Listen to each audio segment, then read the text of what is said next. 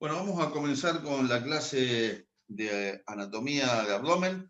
Vamos a ver irrigación, vamos a ver drenaje venoso con anastomosis por tocaba, vamos a ver inervación con sus plexos neurovegetativos o neuroautónomos, y por último vamos a ver drenaje linfático de las vísceras más importantes. Siempre teniendo presente que en abdomen y en pelvis los linfáticos y los nervios siguen a las arterias, se llaman como las arterias y presentan el mismo trayecto que las arterias que siguen. En la cavidad abdominopelviana vamos a tener dos grandes contingentes vasculares. Uno que proviene del tronco de la aorta abdominal, que va a irrigar toda la cavidad abdominal retroperitoneal, uréter, riñón, suprarrenal, músculos de la pared posterior.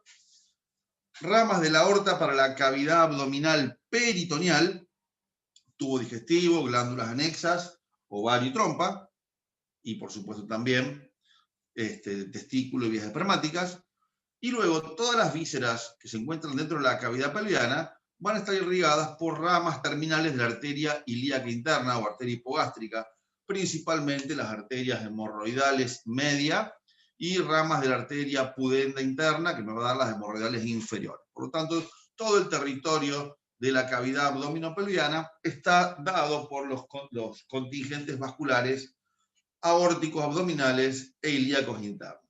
La aorta abdominal es una rama que proviene de la aorta torácica, cuyo origen fue en la base del ventrículo izquierdo, que atraviesa el diafragma a nivel de T12, en el conducto aórtico diafragmático, y termina a nivel del borde inferior de L4, dando tres ramas terminales: ilíacas primitivas derecha, ilíaca primitiva izquierda y sacra media. Recorriendo el retroperitoneo medio, por delante y a la izquierda de la columna vertebral, a la izquierda de la vena cava inferior, por detrás del peritoneo parietal posterior, esta aorta abdominal va a dar diferentes ramas colaterales. Las ramas colaterales las podemos dividir de varias formas. Una de ellas es por su territorio de irrigación.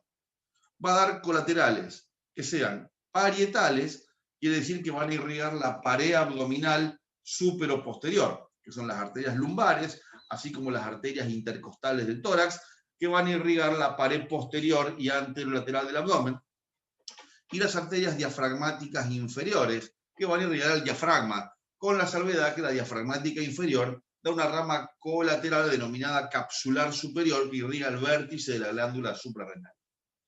Y luego da ramas viscerales. Las ramas viscerales las podemos dividir en viscerales para el retroperitoneo, viscerales para la cavidad abdominal peritoneal, viscerales para la cavidad pelviana.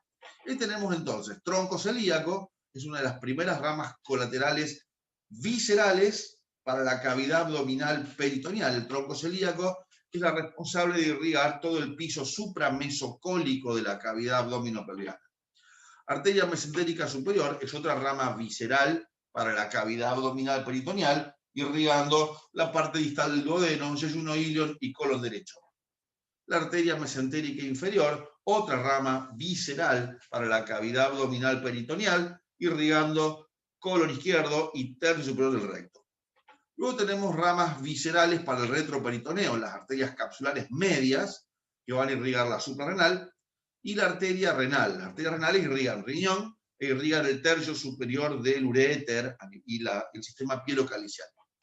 Y luego tenemos las viscerales para la cavidad pelviana, que son las arterias antiguamente llamadas espermáticas para el varón, útero-ovárica para la mujer, hoy llamadas arterias gonadales, que van a irrigar en el varón testículo y vía espermática intraescrotal, y en la mujer ovario y trompa. Bueno, en la mujer las gónadas, el ovario y la trompa como gonoducto son de la cavidad abdominal peritoneal, así que sería una arteria que es visceral intraperitoneal.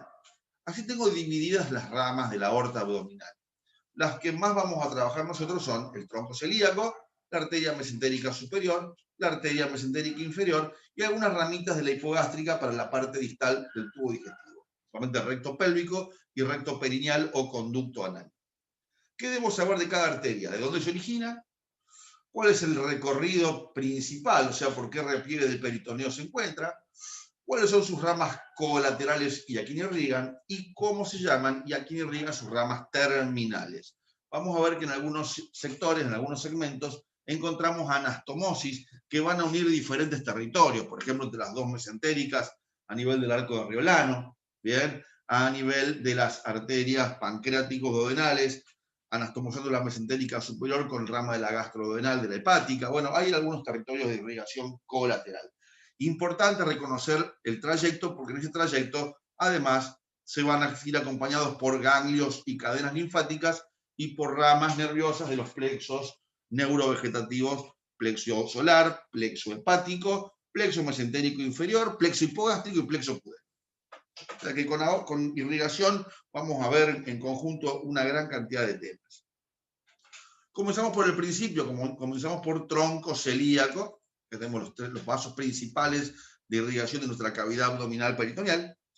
El tronco celíaco se origina junto con las diafragmáticas inferiores a nivel de T12, apenas la aorta abdominal atraviesa el diafragma. El tronco celíaco se encuentra ubicada en la región celíaca. La región celíaca o región celíaca de Luschka es la región comprendida entre la curvatura menor del estómago y la cara inferior del hígado o borde iliar del hígado. Esta región celíaca de Luschka, dentro del epigastrio, es lo que vamos a encontrar por detrás del epiplón menor. Y no solamente es importante el tronco celíaco por la ubicación en la región celíaca, sino que a los lados del tronco celíaco se forma el plexo solar, principalmente los ganglios semilunares.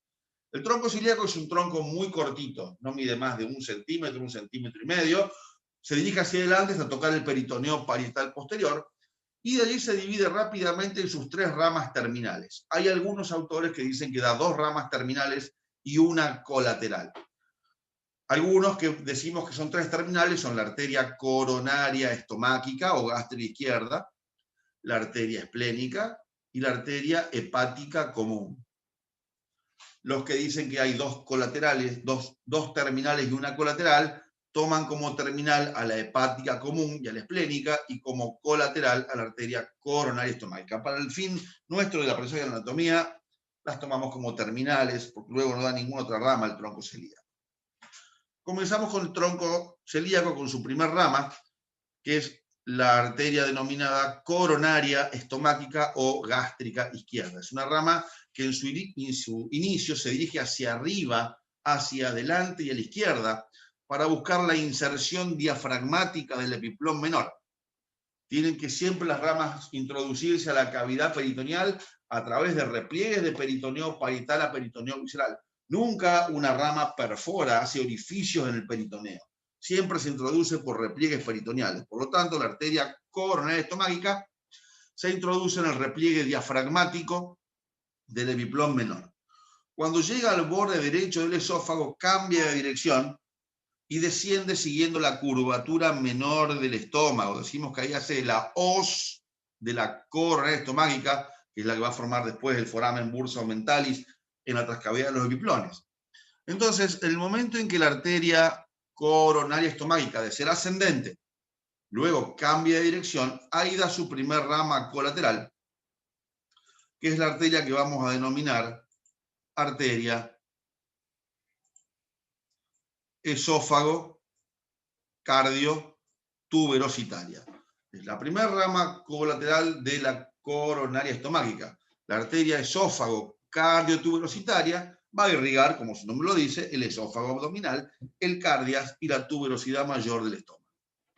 De allí la arteria coronaria desciende siguiendo el borde derecho del estómago, o sea, siguiendo su curvatura menor dentro del epiplón menor, obviamente acompañado por ramas del plexo hepático, por ramas de la cadena ganglionar coronaria estomáquica, y termina en el surco pilórico, anastomosándose con la arteria pilórica, rama de la arteria hepática propia. Y ahí se cierra el círculo de irrigación y la anastomosis entre la coronaria estomáquica y la arteria hepática. En este trayecto, en la curvatura menor, va a dar ramitos cortos para irrigar cara anterior y posterior del estómago, siguiendo la arteria coronaria estomáquica y la curvatura menor del estómago. Muy bien, ya tengo el primer de los vasos del tronco celíaco, arteria coronaria estomáquica, con sus colaterales, esófago, cardio tuberositaria, las ramas cortas para la cara anterior y posterior en curvatura menor, y la anastomosis con la arteria pilórica que desde allí va a irrigar el píloro y la primera porción del duodeno como arteria pílora. Pasemos a la segunda rama, que es el tronco llamado arteria esplénica. La arteria esplénica se llama así porque termina en el espleno, termina en el vaso. Pero para llegar del tronco celíaco al vaso, la arteria esplénica se introduce y recorre el borde superior del cuerpo y cola del páncreas. Si yo levanto el estómago, va serpenteando por el borde superior del cuerpo y cola del páncreas, y en este serpenteo, la arteria esplénica va a dar las arterias pancreáticas superiores para irrigar borde superior del cuerpo y cola del páncreas, va a dar unos ramos cortos para la cara posterior del estómago, en donde la cara posterior está en relación casi con el retroperitoneo a través del ligamento frenogástrico, y al llegar la arteria esplénica al vértice o a la cola del vaso, a la cola del páncreas, perdón, se introduce en el epiplón pancreático esplénico, se divide en dos ramas terminales, una rama superior y una rama inferior, y me va a dar irrigación de tipo nutricia y terminal al vaso. La arteria esplénica termina en la cola del páncreas, introduciéndose dentro del epiplón pancreático esplénico, dando dos ramas terminales, superior e inferior. Da ramos cortos para la cara, el borde superior de cuerpo y cola del páncreas, y ramos cortos para la cara posterior del estómago. Pero ahí no termina la arteria esplénica. Da una rama colateral muy importante. Aquí la vemos salir de la cola del páncreas, ingresar al epiplón pancreático esplénico y dar las ramas superior e inferior. Va a dar una rama colateral, que es esta que estoy marcando aquí, que es una rama que en su inicio se introduce en el epiplón gastroesplénico y luego toma el epiplón mayor siguiendo la curvatura mayor del estómago. Esta es la arteria gastroepiploica izquierda. La arteria gastroepiploica izquierda, rama colateral de la esplénica, primero se introduce en el epiplón gastroesplénico y después en el borde adherente del epiplón mayor. Recorre el borde adherente, el borde superior del epiplón mayor, y se anastomosa en el epiplón mayor con la gastroepiploica derecha, rama de la gastroduodenal, rama de la hepática. Y ahí se forma el arco de Barkow o arco gastroepiploico. El arco de Barkow es la anastomosis de la gastroepiploica izquierda, rama de la arteria esplénica, gastroepiploica derecha, rama de la gastroduodenal, en el borde del epiplón mayor que se inserta en la curvatura mayor del estómago, y de ahí da ramas ascendentes para la cara anterior y posterior del estómago que surca la curvatura mayor, y ramas descendentes que van a formar el contenido vascular del epiplón mayor. Ahí concluye entonces la arteria esplénica. La vemos, los ramos cortitos para el cuerpo y cola del páncreas, sus ramas terminales ascendentes y descendentes para el vaso, y las ramas que penetran en el epiplón mayor como gastroepiploica izquierda, y aquí la vemos anastomosándose con la gastroepiploica derecha, rama de la gastroduodenal. Muy bien, vamos a ver ahora la última de las ramas, que es la arteria hepática. La arteria hepática nace del tronco celíaco desde su cara anterior, llamándose o denominándose arteria hepática común. Esta arteria hepática común va a ir a buscar el borde superior de la cabeza del páncreas y va a ir a buscar el lugar en donde el peritoneo parietal posterior se fusiona con el peritoneo visceral formando la fascia retroduodenopancreática o fascia de Treitz. Cuando la arteria hepática común llega a la fascia de Treitz, se introduce inmediatamente y cambia de dirección en el borde libre del epiplón menor, y ahora pasa a llamarse arteria hepática propia. El punto en donde la arteria hepática común se transforma en hepática propia, que ya de ser descendente ahora es ascendente, esto se llama os de la hepática, la otra porción del foramen bursa aumentalis, va a dar la primera rama colateral, que es una rama importante topográficamente, que es la arteria gastroduodenal, y ya nos vamos a ocupar de la gastroduodenal. En el punto de inflexión donde cambia su dirección y asciende, la arteria hepática va a formar parte del pedículo portal, junto con la vena porta, junto con los conductos hepatocolédocos, pero además la arteria va acompañada de la cadena ganglionar linfática hepática, más las ramas del plexo hepático. Esos 5 elementos forman el pedículo portal. Vena porta hacia atrás, hacia adelante y a la derecha el conducto hepatocolédoco, adelante y a la izquierda la arteria hepática propia, más la cadena ganglionar linfática hepática más los nervios que forman el plexo hepático. Su primer rama como arteria hepática propia es la arteria pilórica. La arteria pilórica desciende a nivel del surco pilórico, se anastomosa con la arteria coronaria estomáquica y cierra el círculo. Como arteria pilórica me irriga la región pilórica gástrica, me irriga el bulbo duodenal y la región del píloro. Seguimos ascendiendo y la arteria hepática propia ahora da la arteria cística. La arteria cística se introduce para irrigar a la vía biliar accesoria en un triángulo conocido como triángulo cístico. Este triángulo cístico está delimitado hacia arriba por el hígado, hacia la izquierda por el conducto hepático común y hacia abajo y a la derecha por el conducto cístico y el cuello de la vesícula biliar. Dentro del conducto cístico se introduce la arteria cística para irrigar vía biliar accesoria. Y además irriga el conducto hepatocolédoco. ¿Cómo termina la arteria hepática? Dividiéndose junto con las ramas de la vena porta en arteria hepática derecha y arteria hepática izquierda para dar la segmentación portal aferente junto con la vena porta y las ramas de los conductos biliares intrahepáticos. Por lo tanto, la arteria hepática termina igual que las ramas de división del pedículo portal.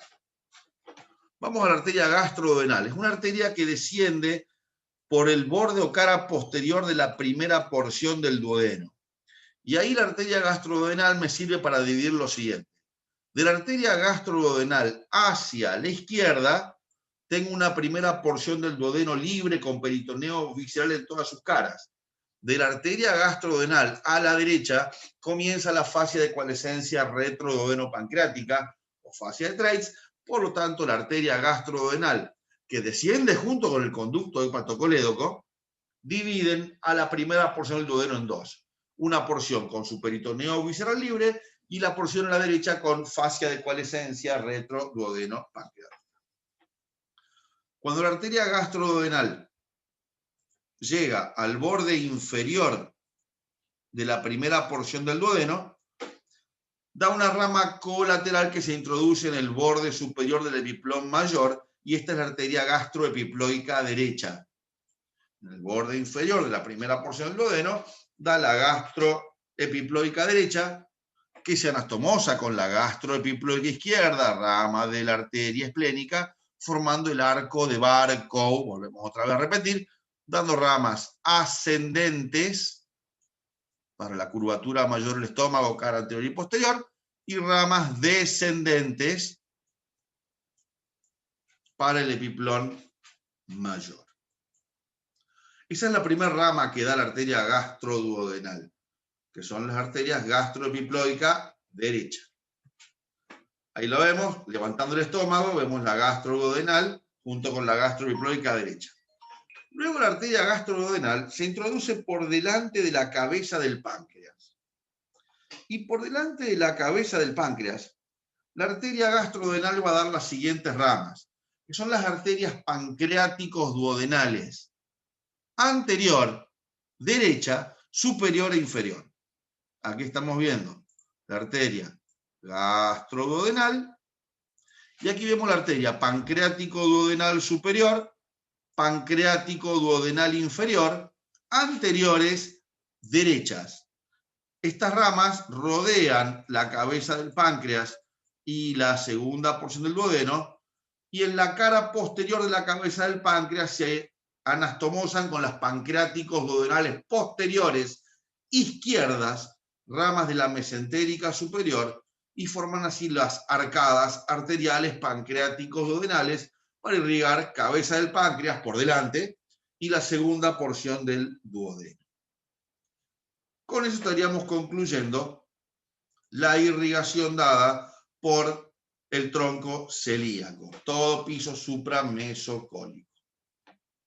Ahí vemos en esta imagen levantando el duodeno páncreas, como la arteria gastroduodenal primero desciende junto con el conducto colédoco, dividiendo aquí la primera porción en una porción fija con fascia de coalescencia y una porción móvil con peritoneo visceral, y como luego se introduce por delante de la cabeza del páncreas para dar las pancreáticos duodenales superior e inferior.